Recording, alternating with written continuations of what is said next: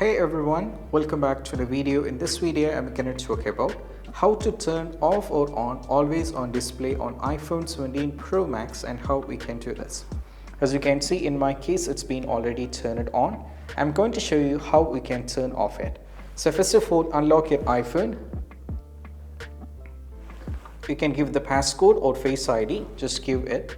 Now from here, tap on the settings. Now from here we have to scroll it down all the way down and tap on the display and brightness. Scroll it down and navigate to always on display. And now we can see always on display. Try toggling off always on display here.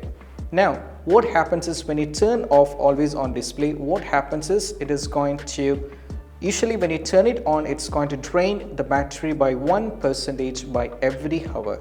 To make it more convenient, so let's say if we keep it for 10 hours, it's going to drop down the battery by 10%. And just imagine that you turn it on always on display for a complete day, 24 hours.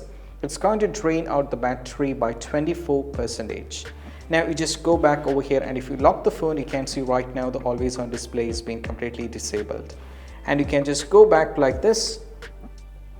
And now if you go back to the settings, and if you wanted to turn it on, you can try turning on over here like this.